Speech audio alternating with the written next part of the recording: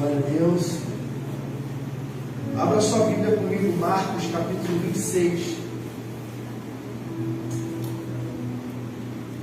Marcos capítulo 4, versículo 26.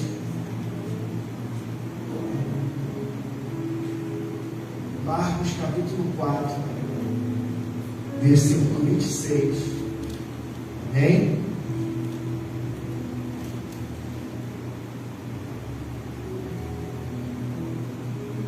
A gente já está chegando, hein? Então o jejum está passando mal.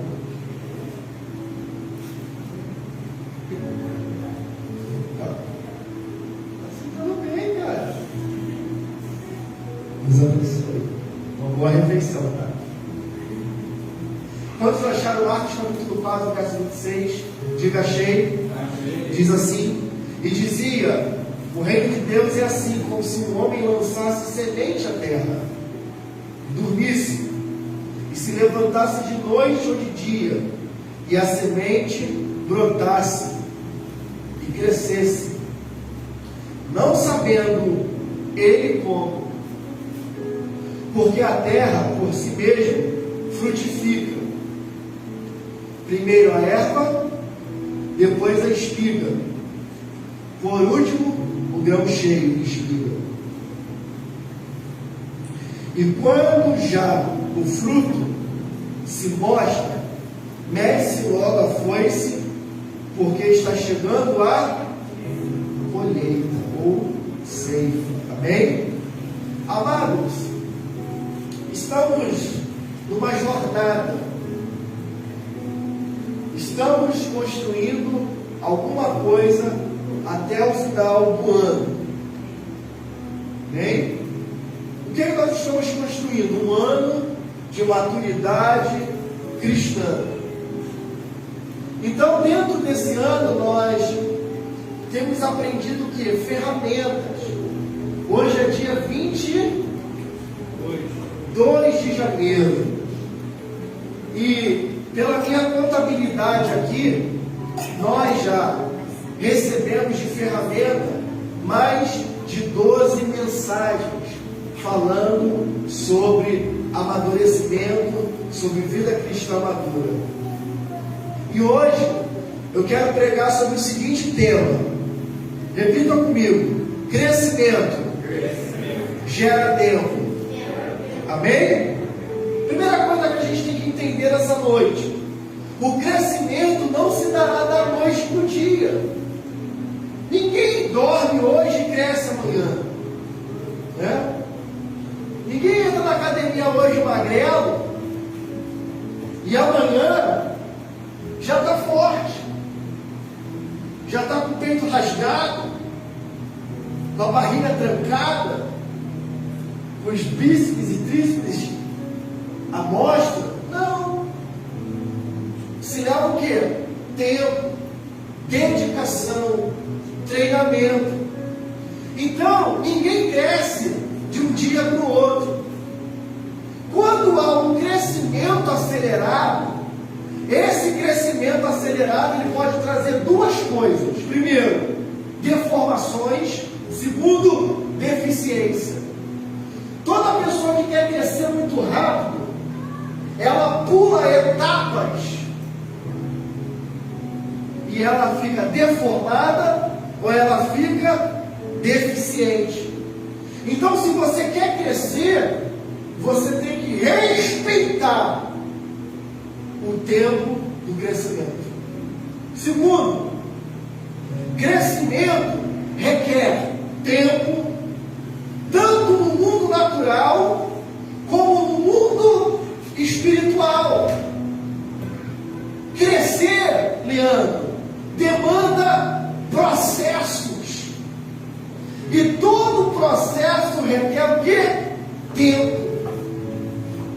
Eu estou há alguns meses para poder pegar o meu diploma de formação na faculdade. Eu entro no portal, aí fala que vai no portal, aí fala que eu tenho que ir na unidade. Eu vou na unidade, aí fala que eu tenho que assinar uma ata. Eu assino a ata, agora eu só tenho que aguardar que você vai receber um e-mail da colação do grau. Eu estou aguardando. O bendito e-mail que chega em 30 dias, marcando um dia para mim ir na instituição e assinar um documento. O que é isso, pastor? Processo. Todo processo demanda tempo. O grande problema, irmãos, é que a gente quer crescer sem passar pelos processos. O grande problema é que a gente quer ser alguém sem passar pelos processos. Todo processo, irmãos, foi feito para nos amadurecer. Amém? Então, o crente maduro precisa passar pelo estágio chamado PPP. Pastor, eu nunca ouvi falar sobre isso. Você vai ouvir nessa noite. O que é o estágio PPP? Palavra, processo, promessa. O primeiro estágio que o crente maduro precisa passar é o estágio da palavra. Pastor, o que é o estágio da palavra? É aquilo que Deus liberou sobre mim. É aquilo que Deus liberou que vai fazer por mim. É aquilo que Deus tem para a minha vida. Esse é o estágio da palavra. Deus liberou uma palavra sobre a minha vida alguns anos atrás. Alguns anos atrás eu nem era crente, nem sabia que existia crente. Para mim só existia uma igreja, e eu falo diante de Deus. Para mim só existia uma igreja, foi aquela que eu fui batizado, foi aquela que eu fiz catecismo, foi aquela que eu passava, toda igreja que eu passava fazia o sinal da cruz, porque eu entendia que não fazia o sinal da cruz era pagão, e pagão é aquele que foi batizado, mas eu fui batizado quando eu era criança. Então eu tinha que passar e fazer o sinal da cruz. Eu fiz 3 anos de catecismo, só não cheguei a fazer a crisma, fazer a comunhão. Mas eu fiz os 3 anos. Então eu não sabia que existia uma igreja. E alguns anos antes da nossa conversão, mais ou menos no ano de 99, a minha tia Lucy, que um dia vocês vão ver ela aqui, ela levou um missionário. Ela já era da igreja, ela levou um missionário lá na casa da minha avó, lá na casa da minha mãe. E esse homem era um homem de Deus, irmãos. Um homem humilde, chegou, orou pela nossa vida e ele disse: assim diz o Senhor, te vejo de farda. E eu já estava próximo a chegar ao quartel, ir para o exército. E eu achava, e ele dizia que eu estaria fardado. E passou, chegou na casa da minha irmã, ele disse algumas coisas para o meu cunhado. Aconteceu. Os anos se passou, eu não entrei no exército, eu sobrei por excesso de contingência. E aí alguém me pergunta: mas Deus não falou que te via fardado? E hoje eu entendo que a farda que ele viu lá atrás é a que eu visto hoje, do exército de Deus. Esse foi o primeiro contato que eu tive. A segunda vez eu já era crente. Estava dentro de um culto da igreja, um culto jovem, um culto de talentos. E era um culto que tinha grande expectativa sobre ele. Porque os líderes da rede já estavam anunciando há muito tempo que aquele culto seria um culto de talentos. E eles pediram que os líderes jejuassem, que os membros da rede jovens jejuassem. Então, quando chegou aquele sábado daquele culto, nós estávamos com grande expectativa. Eu já contei isso aqui.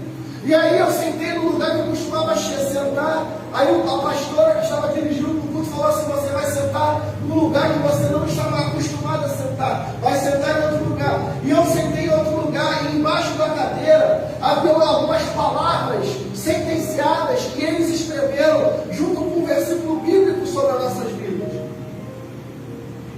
E num determinado momento da oração, ela disse: olha, tem uma palavra, se você está sentado sobre uma palavra, e nós identificamos alguma coisa, eu fui, peguei a palavra, e estava escrito: nessa noite, Deus te chama para ser pescador de homens, pescador de almas.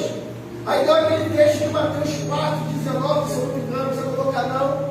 Este vos farei pescadores de homens. Naquele dia, uma palavra foi sentenciada sobre a minha vida. E qual foi a palavra? Que eu seria um pescador de homens. estágio que todos nós precisamos passar. Nós precisamos de uma palavra de direcionamento. Todo crente maduro precisa de uma palavra que vai direcionar a vida dele. Se você não tem palavra, uma palavra que vai te direcionar, irmãos, qualquer caminho vai te levar para qualquer lugar. Quem não tem um destino, quem não tem um caminho, qualquer caminho é opção. Então o crente maduro, ele tem uma palavra. Ele tem uma palavra que vai nortear ele. Ele tem uma palavra que vai dar destino à vida dele. Ele tem uma palavra que foi sentenciada pelo rei sobre a vida dele. Então você precisa entender que o estágio PPP, palavra, é o primeiro estágio que você precisa passar. Qual é a palavra que tem sido liberada sobre a tua vida?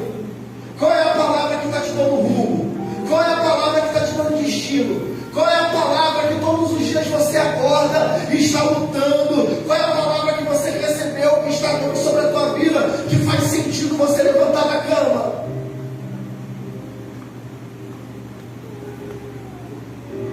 Segundo estágio que o crente vai passar os processos. Agora ele tem a palavra. E agora ele precisa passar pelo processo. Pastor, o que é processo? Processo é aquilo que vai me aperfeiçoar. Processo é aquilo que vai me treinar. Processos é aquilo que vai me amadurecer. Então eu preciso passar pelos processos para que eu cresça, para que eu amadureça, para que eu desenvolva, para que eu chegue no estágio que Deus deseja. Terceiro estágio se chama promessa. Você tem uma palavra que te guia, você passou pelos processos e agora você alcançou a promessa. Pastor, o que é a promessa? Promessa é aquilo que o Pai tem de melhor para a nossa vida. Repito, Gálatas capítulo 4. Gálatas capítulo 5, não coloca. É o que a gente vem tratando aqui. O herdeiro, enquanto é menino, nada difere dos seus senhores, dos seus servos. Mas, enquanto é menino, ele está debaixo de tutores e curadores, até que um tempo determinado chegue, e ele possa acessar a herança por completo. Ele possa acessar a herança completa sobre a vida dele. Enquanto ele é menino, ele tem um processo que ele precisa passar. E nesse processo que ele está passando, ele está sendo treinado por curadores, administradores. Então o processo é tudo aquilo que vai me aperfeiçoar para me chegar na herança, para me chegar na promessa. E o que é promessa, pastor? Promessa é tudo aquilo de melhor que Deus tem para a sua vida. Amém?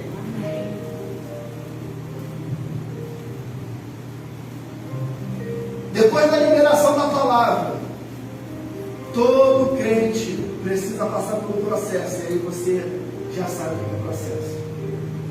Então presta atenção no que eu estou dizendo, irmãos. Essas noites são noites de liberação de palavras sobre a sua vida. Deus está liberando palavras sobre a sua vida. Eu, qualquer outro pastor que vem aqui, estamos liberados por Deus a liberar palavras, não palavras humanas, mas palavras que estão no coração dele. Porque palavras humanas são vazias, mas palavras que vêm do coração de Deus são cheias. Amém? Nós estamos aqui, eu estou aqui como pastor nesse lugar, para liberar palavras de sentença sobre a sua vida. Eu estou aqui para declarar sobre a sua vida que você não é um Zé qualquer. Você não é uma Maria vai para as outras. Você é filho de Deus. Você é filha de Deus.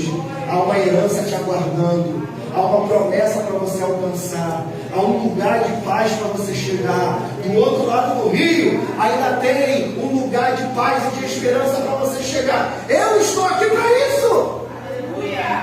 Para liberar uma palavra sobre a sua vida. Porque a Bíblia vai dizer que sobre as nossas bocas há a vida e a morte. Então eu, como ministro da palavra, eu tenho que usar muito bem as palavras que Deus me dá. E aí o texto que nós acabamos de ler fala sobre semente, plantação, diz assim: e dizia, o reino de Deus é semelhante a um homem que lança a semente aonde? Na terra. Ele lança a semente aonde? Na terra. Na terra.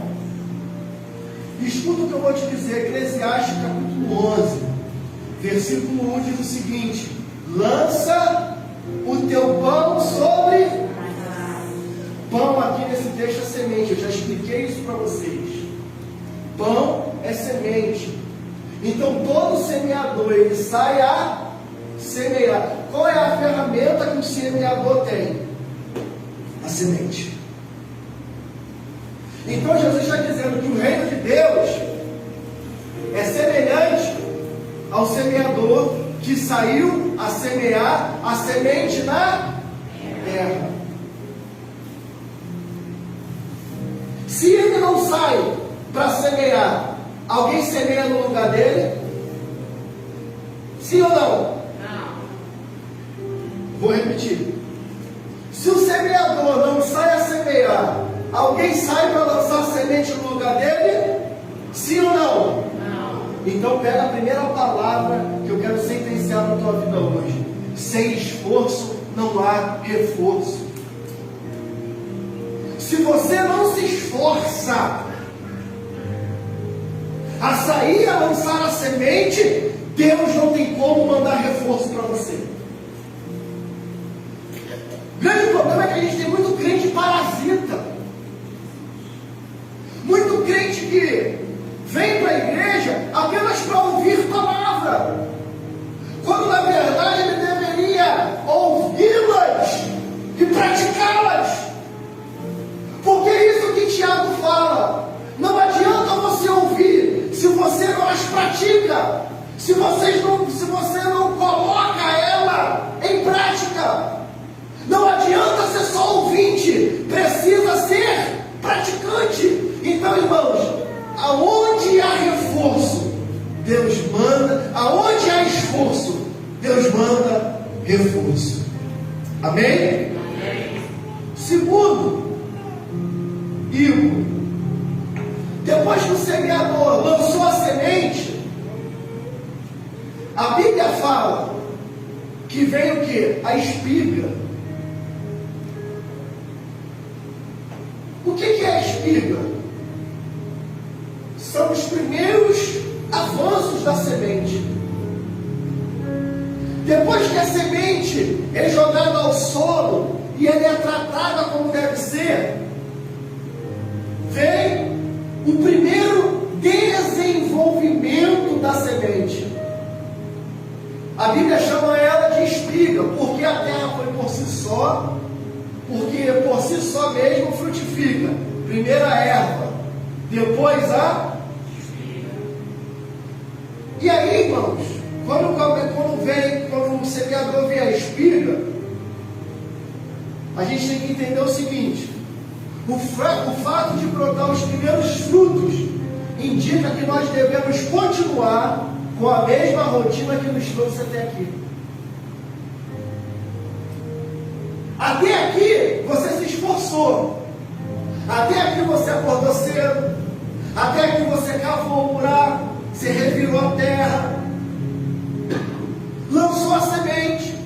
E todos os dias você vai lá e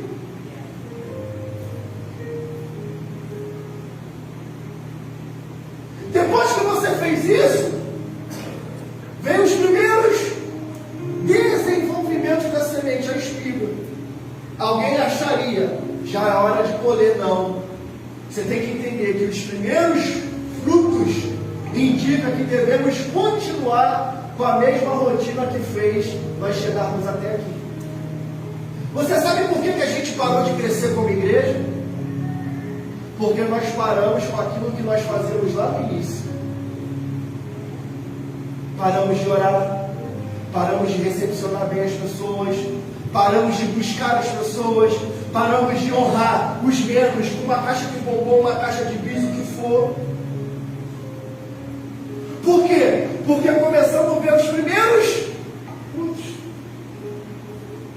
Então, nós achamos, e eu me incluo, que já era a época de fazer o quê? Arrancar do chão, e não era.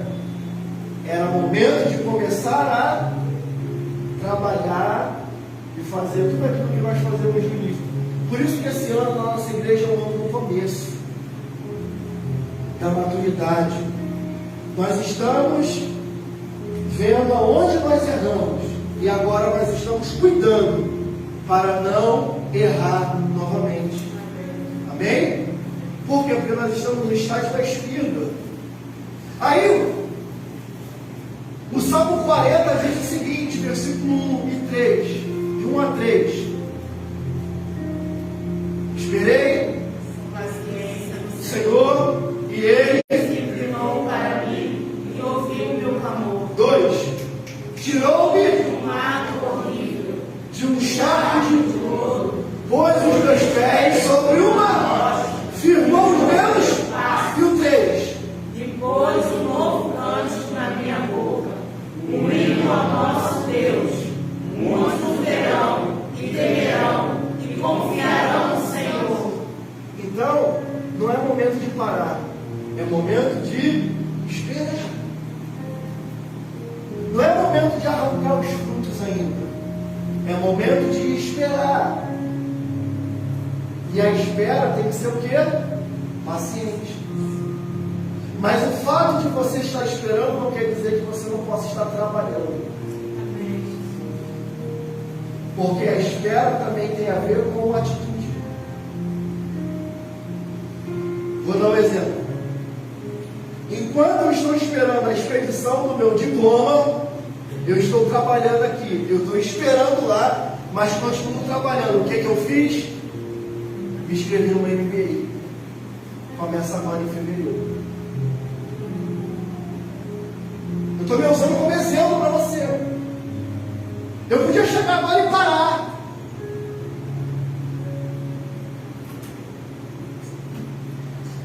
Sou pastor, trabalho, ganho bem, minha mulher ganha bem, já tenho 2 faculdades, já tenho 2 cursos técnicos, podia agora cruzar as pernas e ficar o dia todo no YouTube, só vendo vídeo, só vendo meme. Mas o fato de eu estar parado, sentado, esperando, não quer dizer que eu continue trabalhando. O diploma não chegou, mas eu tenho uma declaração de conclusão de... Então nada me impede de eu entrar num nível maior. Agora eu vou me especializar. Você está entendendo a diferença, irmão? Esperar quer dizer que você também tem que continuar trabalhando. Não, pastor, eu estou esperando no Senhor. Mas o que você está fazendo? Porque tem muita gente que não está fazendo nada e está perdendo a vida. Amém? Amém. Até aqui, passou um período de tempo. E o Pai sabe o tempo que passou. Por isso que em Eclesiastes capítulo 3, versículo 1 diz, bota ele, 3:1 diz assim: tudo tem o seu tempo determinado. Há tempo para todo propósito debaixo do Céu. Então, irmãos, chegará o tempo que você vai colher. Chegará o tempo que o fruto vai estar na tua mesa. Chegará o tempo que a vitória vai alcançar. Chegará o tempo que você será curado. Chegará o tempo que Deus vai te honrar. Chegará o tempo que você vai avançar, vai crescer. Chegará o tempo que as portas vão se abrir. Mas enquanto isso não chega, não queira antecipar o tempo que Deus ainda não deu. Vou tornar a repetir porque foi um erro de gestão. Nós não estávamos em tempos de sair daqui. Estávamos em tempo de consolidar os frutos. Aliás, não tínhamos nem frutos ainda. Estávamos no tempo da espiga. O que nós fizemos? Precisamos ir para outro lugar. Esse lugar está muito cheio, já não cabe mais aqui. Quando na verdade nós estávamos construindo uma igreja, uma liderança sobre areia. E quando veio a primeira tempestade, desfez um pouco. Quando veio a segunda, se desfez o restante. E por último, desmoronou. Porque há um tempo determinado para todas as coisas. Eu creio que Hebron ainda está nos aguardando. Eu creio que ainda vamos caminhar para Hebron. Mas chegará um tempo para isso. Amém? Eduardo, depois da espiga, a Bíblia fala que vira um grão cheio. Está lá o texto. Eu só estou no texto. Amém? Mateus 4. Porque a terra por si mesma frutifica. Primeiro a erva, depois a espiga, por último o grão na espiga. 29. E quando já o fruto se mostra, mete-se logo-lhe a foice, porque é chegado o quê? A colheita. O grão cheio representa que o fruto já está maduro. O grão cheio marca o tempo da colheita. Eclesiastes 3:2, coloca aí. Eclesiastes 3, versículo 2. Há tempo de nascer, tempo de morrer, tempo de quê? Plantar. E tempo de Arrancar. o quê? Então, quando, pastor, eu sei que chegará o meu tempo, quando o grão estiver maduro, quando o fruto estiver maduro. Quantos aqui já comeram manga verde com sal? O que isso representa? Que a gente não tem paciência de aguardar a manga amadurecer. Quantos aqui já pegaram a fruta, enrolaram no jornal, para ver se botavam no forno, né?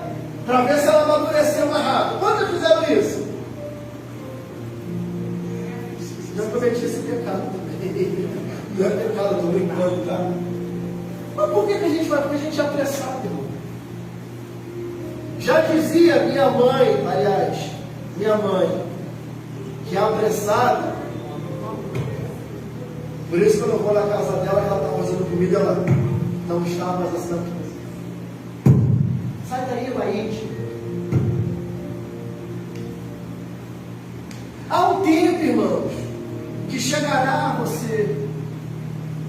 Só que você tem que entender o seguinte: olha o que diz o texto. Isso aqui não está no sermão, eu quero aplicar aqui agora. Volta no texto lá, Eduardo, rapidinho. Mateus 4, 29. Marcos, aliás, né? Quando já é chegado o fruto, ele faz o quê? Se mostra. Então, mete-se o quê? Foice. Se prepare, porque quando você estiver maduro, aí é que vai vir foice em cima de você. Porque a gente acha que o processo que nos levou ao amadurecimento é tudo que a gente vai passar. Oh, meu Deus! Mas Jesus está dizendo que quando a gente está maduro, aí que as pessoas vêm meter foice, aí que querem cortar, aí que querem derrubar. Eu vejo muito isso acontecendo nas igrejas, irmãos. Quando alguém chega em um determinado momento, chega em um determinado local, as pessoas querem tesourar ela. Hoje, eu vi algo lindo, deu vontade de chorar no banheiro. Um cantor pegou, um jovem pegou, mandou um nudes para uma menina da igreja, ele é cantor, mandou. Aí a garota pegou, eu sei que deu uma confusão que vazou a história na internet.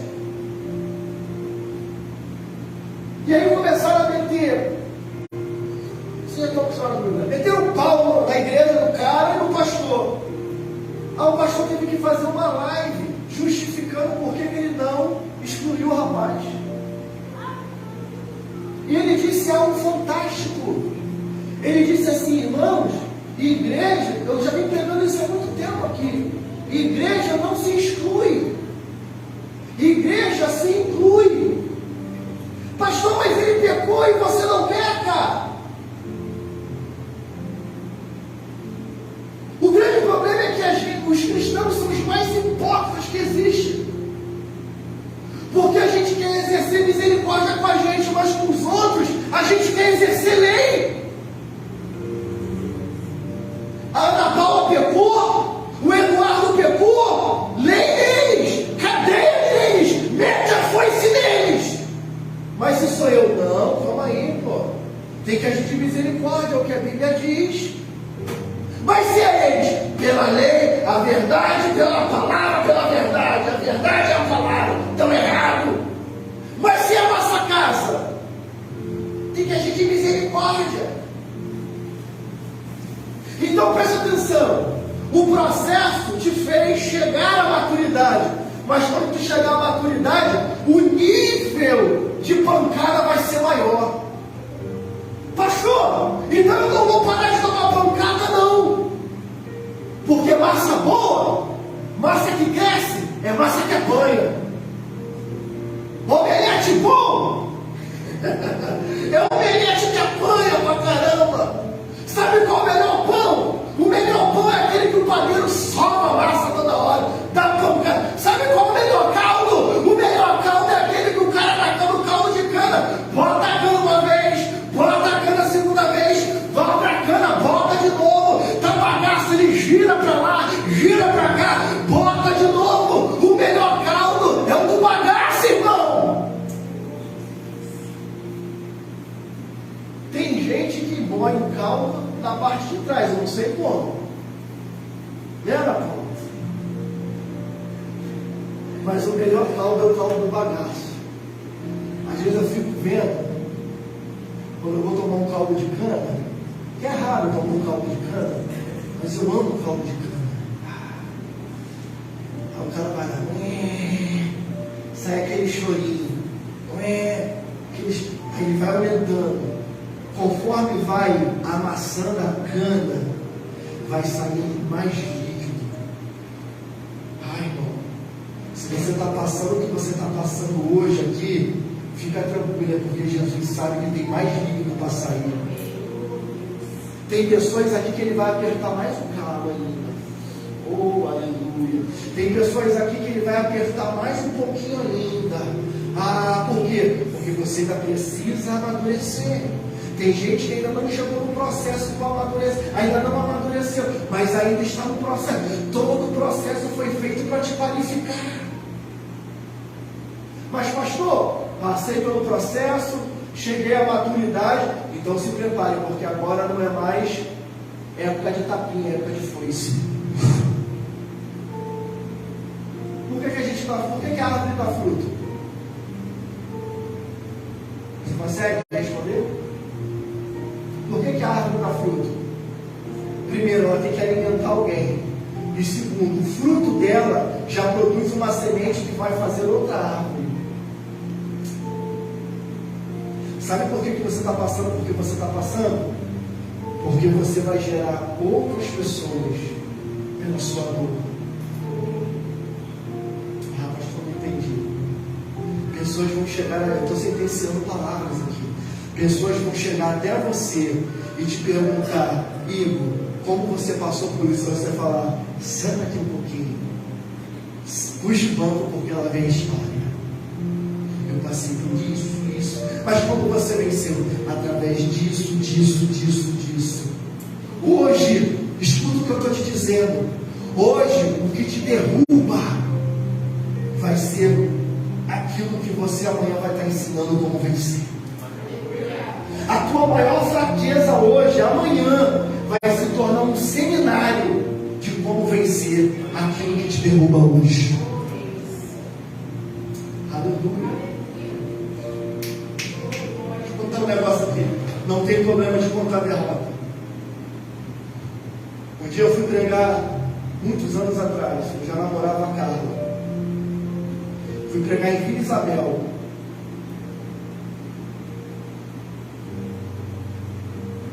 E eu estava há 6 meses sem pregar. Eu tinha terminado um relacionamento e eu decidi me afastar do altar. Eu não me afastei de Jesus. Eu me afastei de pregar, de ensinar. Por quê? Porque eu não me sentia apto a estar aqui falando sobre família se um dia eu não dei certo como família. Amém? 6, 7 meses depois aparece um convite para mim. Na verdade, o convite não era para mim, era para um amigo meu, pastor, amigo meu de Campo Grande. Aí ele falou assim: cara, não tem como eu ir. Chama o Marquinhos, que é aí perto de você. Na época eu ainda era Marquinhos. Chama o Marquinhos aí perto de você. O Marquinhos é de trocadilho. Pô, Marquinhos, tá lá com sal, tá. Aí me ligou. Aliás, na época não me ligou. Eu só escutei o rádio assim. Trim, trim. A gente tinha Nextel na época. Eu amava Nextel. Sempre que terminou o Nextel. Principalmente chamar as pessoas em alerta. Gente, já tem? Taca de alerta. Aí, eu cheguei nessa igreja, eu tinha uma palavra. E eu preguei. Quando eu terminei de pregar, porque eu não consegui salvar esse culto. Já tem alguns anos. Eu estou sentado na primeira cadeira assim, onde foi reservado para os pastores. E o rapaz que me convidou não me conhecia, não sabia do que eu estava passando. E ele disse para mim: Marcos, Deus me mostra que você ainda vai ser referência na área de família. Eu olhei para a cara dele assim, eu falei: ele não sabe o que eu estou passando. E para dizer que sou Deus que está falando contigo, você acabou de dizer que não tem capacidade, mas ele falou: eu vou te dar uma família, eu vou te dar uma segunda chance e você vai ser referência na área de família. Ele sentenciou a palavra sobre a minha filha. E naquela época as coisas que eu mais me culpava era: eu não tive uma família assim. E aquilo que o Senhor me deu, aquilo que estava na minha mão, eu destruí, eu acabei. Aí Deus falou para mim assim: eu vou te dar uma nova chance, porque o Deus que a gente serve é o Deus de novos começos. Só que Ele me disse: cuida bem do que eu vou te dar, porque é a última chance. Então, o que me derrubou lá atrás é o que me faz estar aqui hoje e ser referência para algumas pessoas nessa área. Alguém imaginaria isso? Mas em Deus tudo se faz novo. Então, irmãos, aquilo que está te derrubando hoje, aquilo que você acha que você não é capaz de fazer, aquilo que você não acha que você eu não tem capacidade, não dá para mim, é isso que Deus vai te levantar. Aleluia. Na área que você mais é fraco hoje, Deus vai usar como trampolim para te fazer vencer. Porque Ele é um Deus de novos começos. Ele é um Deus de processos. Só que você não pode fugir dos processos. Quem nasce grande é monstro. Não se cresce do dia para a noite. Para se crescer, precisa de processo. Amém? Então, em alguns minutos eu quero tirar algumas lições aqui com vocês. Posso começar a pregar agora? Primeiro, ninguém nasce adulto. O tempo é um fator determinante para crescimento e amadurecimento. Você acha que eu já nasci assim? Conhecedor de algumas áreas, de algumas ciências? Não. Eu não nasci adulto. Mas o tempo foi um fator determinante para o meu crescimento e para o meu amadurecimento. Segundo, o crente maduro também desenvolve em âmbito natural e espiritual. O que adianta você ser uma potência no mundo espiritual, mas ser uma faísca de fósforo no mundo natural? Hoje de manhã, quem estava na aula aqui aprendeu que uma das missões da igreja é o evangelismo. E esse evangelismo se dá em todas as áreas da sociedade, ou seja, em todas as áreas da sociedade precisa ter um crente. Precisa ter um crente na enfermagem, precisa ter um crente na limpeza, precisa ter um crente no judiciário, precisa ter um crente na medicina, precisa ter um crente na polícia, precisa ter um crente na limpeza. Tem que ter um crente em qualquer situação da sociedade, precisa ter um crente. Por quê? Porque o crescimento se dará mediante o testemunho desse crente maduro nesse âmbito que ele está. Amém? E aí, irmãos, você precisa crescer.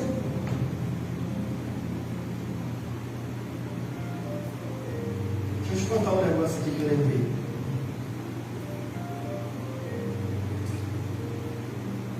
Há 1 ano e meio atrás, eu recebi uma homenagem. Que homenagem foi essa? Ninguém me deu moção, eu não fui chamado na Câmara dos Vereadores, nada, não foi nada disso. Foi um reconhecimento de gratidão de uma pessoa que trabalhou comigo. Eu trabalhava numa empresa de limpeza, que eu era encarregado do DP, supervisor de RH. E começou a trabalhar uma menina com a gente era aqui na 25 de agosto ainda. E essa menina almoçava comigo e com a outra menina do RH. Ficavam nós três na mesa. Todos os dias eu falava de Jesus e falava daquela moça da limpeza. Você precisa crescer. Esse aqui não é o teu lugar. Foram 3 anos, 2 anos e meio. 2 anos, todos os dias na hora do almoço a gente conversando. Volta a estudar. Não, já estudei. Então faz um curso técnico. Sai disso. Não fica com isso pro resto da tua vida. Ela já estava há 8 anos como auxiliar de serviços gerais daquela empresa. Uma moça de 36 anos. Falava bem, de boa aparência. Um dia, ela chega, na hora do almoço e fala: Marcos, Monalisa, era outra menina que almoçava com a gente, me inscrevi no curso técnico ali em Caxias, onde o Marco fez curso. Eu falei: aonde? No Evolução? Ela falou: não é na Evolução não, ele falou outro lado lá. Eu falei: que curso? Técnico em administração. Eu falei: caramba, está de parabéns. E como eu participava das reuniões gerenciais de tomada de decisão na empresa, nós sabíamos que nós íamos sair daqui de Caxias e iríamos para Penha.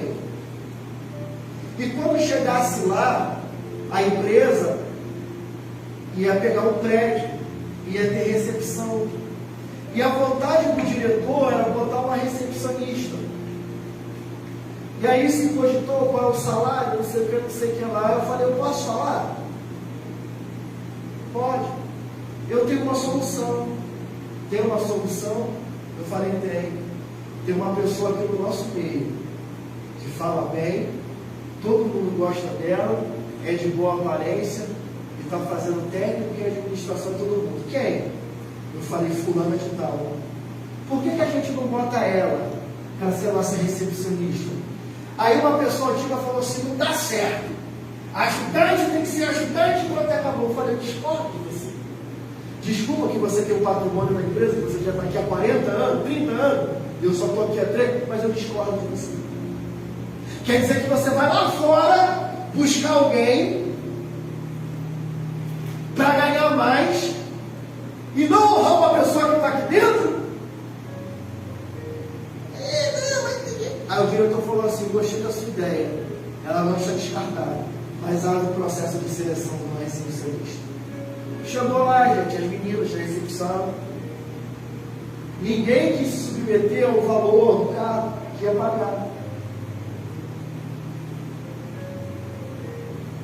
Essa menina entrou De 1.200 ela passou a ganhar 1.550. Aí esses dias eu já não estou mais na empresa, ela foi promovida. Agora ela é supervisora operacional. Ela saiu da recepção e agora ela supervisou uma equipe de limpeza. Aí ela me mandou uma mensagem. Ela já tinha me agradecido antes. Ela me mandou uma mensagem: Marcos, eu quero te agradecer. Eu falei: o que foi? Você não está mais aqui. Mas aonde eu cheguei foi porque todo dia você falava para mim: você precisa mudar, você precisa estudar. Isso é a vida de um pastor, cara. Quero que você avance. Eu não vim aqui brincar. Eu vim aqui sentenciar uma palavra sobre a tua vida. E daqui a alguns anos você vai falar assim: pastor, posso contar um testemunho? Eu falei: pode. Eu me formei numa faculdade. Eu sou enfermeira hoje, eu sou engenheiro, eu sou administrador. E nós juntos nós vamos cantar a bondade e a fidelidade de Deus. Então, irmãos, eu vim aqui hoje para sentenciar uma palavra sobre a tua vida. O rei já declarou algo sobre você, só que você precisa amadurecer para alcançar aquilo que ele tem para você. Nós não estamos atuando na maturidade, não tem coisa para chegar para nós.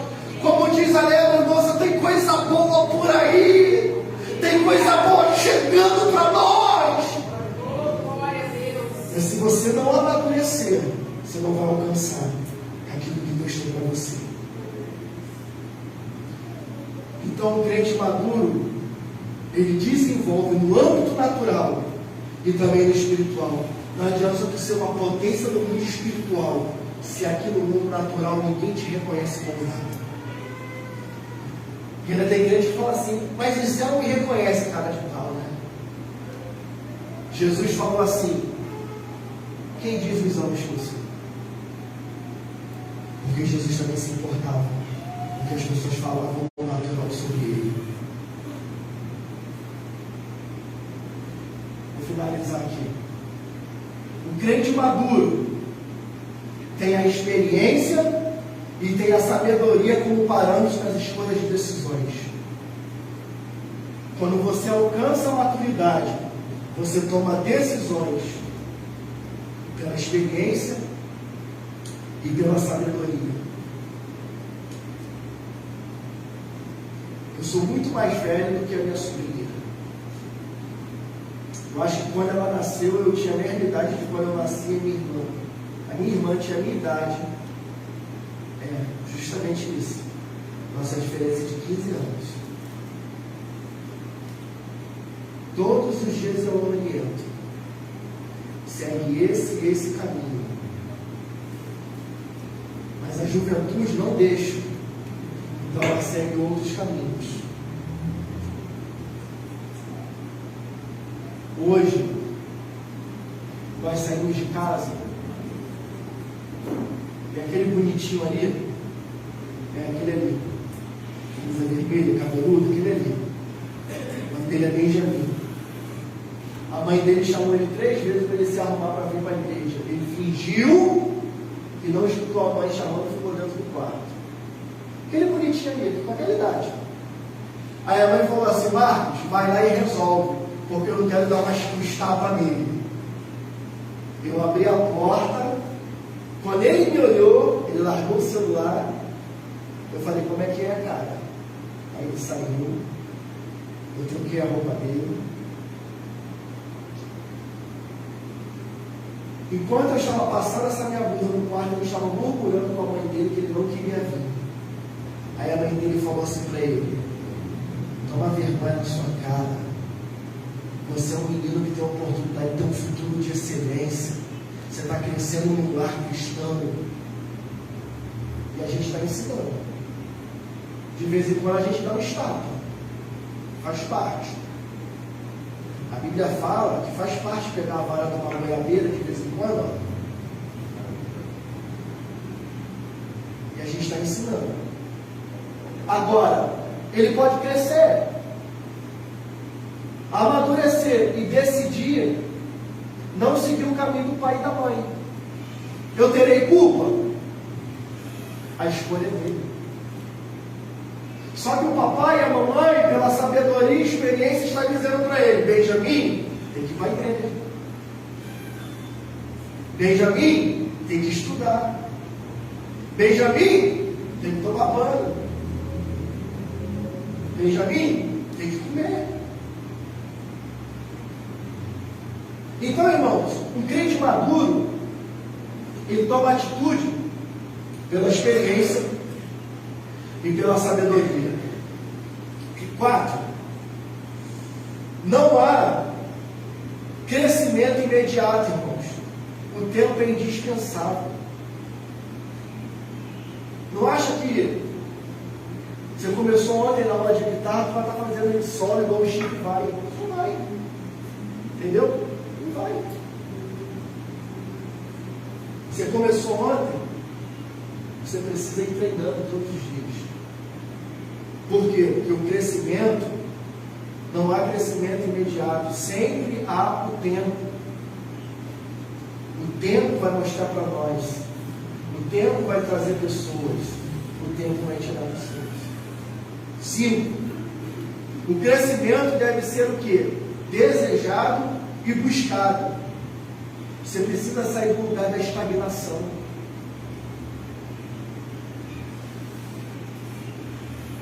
Tem crente, irmão, que estagnou. Há uma escada para você seguir. Há um caminho para você percorrer. Eu estava dizendo para Carla esses dias, eu tenho dado oportunidade para algumas pessoas desenvolverem, serem bons obreiros e obreiras. Se não aproveitar, chegará a outras pessoas. E nós estamos orando para Deus enviar trabalho novo. Clamamos hoje de manhã aqui. Nosso clamor foi sobre o quê? Trabalhadores para essa área. Então você hoje está tendo a oportunidade. Então preste atenção no que eu vou te dizer, para ser bem claro. Quem muito se ausenta, perde espaço. Quem tem sempre uma prioridade aqui, uma prioridade ali, vai perder espaço. Tem a oportunidade de hoje estar com a gente aqui domingo de manhã louvando, domingo à noite, quarta-feira. Tem a oportunidade de vir para uma oração e não vem. Então vai chegar pessoas que vão começar a fazer aquilo que deveria ser você a fazer, e você não vai fazer, aí as pessoas vão dizer, a igreja mudou, né? Começou a chegar gente, o pastor mudou. Irmão, não foi a igreja que mudou, foi você que não recebeu, não aproveitou as oportunidades. Aqui nós não fazemos isso, mas tem igreja que você vai e tem oportunidade. Então, o crente que sabe que na igreja dele tem oportunidade, ele tem sempre um louvor, uma palavra. Alguns anos atrás, eu não sei como é que está isso ainda, mas na região dos lagos, havia algumas igrejas que, quando o pastor dava uma oportunidade, eu quero dar uma oportunidade aqui para a irmã hoje. A irmã falou, não, eu estou alegre hoje. Não está alegre, ele falou, não quero fazer nada. Não, mas se está alegre, vem aqui, tá, eu dou oportunidade. Então, irmãos, preste atenção. Deus está nos dando uma oportunidade. E você precisa estar com a sua lamparina cheia. O crescimento deve ser desejado, deve ser buscado. Nós precisamos sair do lugar da estagnação. 2 Pedro 3,18 diz: antes, crescei na graça e no conhecimento do nosso Senhor e Salvador Jesus Cristo. A Ele seja a glória, assim como agora, no dia da eternidade. Amém. Se até Jesus cresceu e amadureceu, por que não nós? Por que não a igreja? Preste atenção no que eu vou te dizer aqui, eu quero encerrar. Responsabilidade e sacrifícios atraem privilégios e direitos. Eu vou repetir, porque parece às vezes que eu viajo nas minhas frases, né? Diaconisa Carla, preste atenção. Responsabilidades e sacrifícios atraem privilégios e direitos. Se você não é responsável por aquilo que Deus colocou na tua vida, e você não faz sacrifícios para aquilo acontecer, você não vai ter privilégios e não vai ter direitos. Benjamin Franklin, ele disse a seguinte frase: na escola da experiência, as aulas são caras, mas só com elas os insensatos se corrigem. A maior universidade que você vai ter é a vida. Você não vai aprender nada com o compartilhamento de outras pessoas. O que Deus tem para você é exclusivo para você.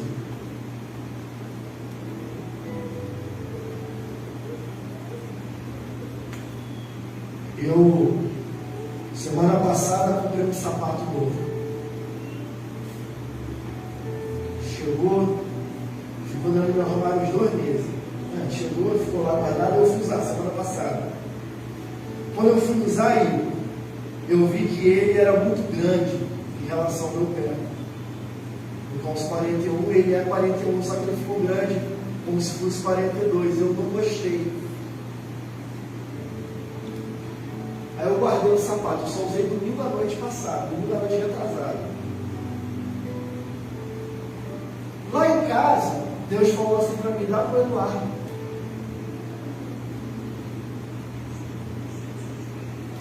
Aí eu cheguei quarta-feira e falei para ele: quanto é que tu calça? 41, 42. Eu falei: se eu te der um sapato, você aceita? Claro, pastor. Aí eu presenteei ele com o sapato. Tá novo. Eu só usei uma vez.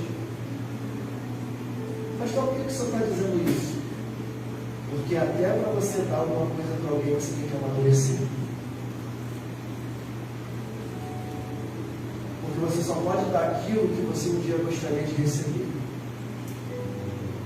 Eu dei um sapato para ele novo, porque não é troca não, tá? Porque um dia alguém me deu um sapato novo. Jesus disse assim: faça aos homens o que você gostaria que fizesse a vós. Eu podia chegar para ele: eu tenho um sapato lá em casa, tu aceita? Quanto é 41? E trazer um mata-rato que tem lá feio pra caramba para ele. Mas eu não vou dar para o meu irmão melhor. A maturidade te faz entender que se você quer o melhor, o teu irmão também precisa ter o melhor. Então, irmãos, na escola da maturidade a mensalidade é cara. Mas só na escola da maturidade que nós damos valor àquilo que está sendo investido a nós. Hoje eu liguei para a professora de canto e disse a ela: querida, amanhã eu estou fazendo o seu Pix e pagando o seu mês. Mas a partir de fevereiro, se as meninas quiserem fazer aula, elas que botam no bolso delas. Aumenta aqui, vai. Pode correr.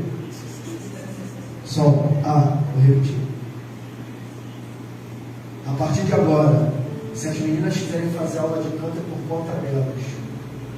Pastor, o que o senhor está fazendo aí? Essa igreja está sem dinheiro? Não. É porque a gente está investindo, as pessoas estão. Vem quando dá, vem quando pode, marca um dia, não aparece. Sabe por quê? Porque é de graça. Porque alguém está dando. Agora, quando tirar do seu bolsinho R$180 para pagar a aula, vai dar valor. Não vai querer aula online, vai querer aula presencial. Eu não estou falando isso para denigrir ninguém aqui. Que a Valéria faz aula também. E ela está aqui. Acontece que a gente não dá valor quando o negócio vem de graça na nossa mão. A gente só dá valor quando sai do nosso bolso. Então, a partir de agora, cada um paga o seu preço. Vão chegar outras pessoas. Quando essas pessoas chegarem e não tiverem condição, a igreja vai lá e abençoa. E eu disse, quando eu comecei a pagar a aula, eu vou estar observando. Se tiver falta, se não tiver presença, eu vou cortar. Pastor, se não é grosso, não sei o que. Não, irmão, eu sou justo. Justo. O dinheiro que eu investi na aula, Que pena, que a professora não vai ganhar esse extra. Eu vou investir em outra área da igreja. Os meninos querem fazer aula de bateria agora. Tá aí. Eu vou agora buscar uma professor da bateria. Quem é que vai fazer aula da bateria? É o Igor, é o Mateus e é o Vitor. Quanto é que é? R$300 a igreja vai pagar. Eles vão fazer aula de bateria. Agora, perdão a expressão, cagou uma aula de bateria? Qual é o nome do professor? José. José, obrigado aí pela aula. Ninguém quer nada, está todo mundo faltando, ninguém está tocando porcaria nenhuma. Tchau, obrigado. Deus abençoe. Vou abençoar outra pessoa. Vai aparecer alguém que quer, Miguelzinho quer fazer aula de baixo, aula de mídia. Aprender a mexer no OBS Studio. Aprender a mexer, a fazer a transmissão da live. A gente viu hoje, né? Estava ali eu e o Diácono Eduardo aprendendo a mexer hoje. Transição de câmera, transição de vídeo, transição de slide. Pegar a câmera, o áudio daqui, jogando o áudio para ali, para a câmera. Para quê? Para quem assistir o nosso culto, assistir o culto de qualidade. Tudo isso requer dinheiro, irmão. Por que o pastor está dizendo isso? Porque enquanto a gente é menino, a gente não dá valor nos investimentos que tem na nossa vida. Aí depois que você cresce, fica marmanjo velho, burro velho. Aí você fala, poxa, se eu tivesse as mesmas oportunidades que eu tivesse lá, sabe o que a gente fala? Se eu tivesse a mesma cabeça que eu tenho hoje, eu agiria diferente. Então, o pastor está aqui como um profeta, para te dizer, Deus está te dando oportunidades hoje, para você mudar de vida, para que daqui a 10 anos você esteja falando, poxa, as oportunidades apareceram e eu não agarrei. Amém? Pastor é duro. Porque um dia alguém foi duro comigo, irmãos, eu cheguei aqui. Pode ser. E de repente Deus mandou outro pastor nessa igreja aqui, ele seja mais pacífico, mas enquanto o Joe estiver aqui, confronto. Para fazer você caminhar. Para fazer você crescer. Amém? Quando recebe essa palavra, diga amém. Amém.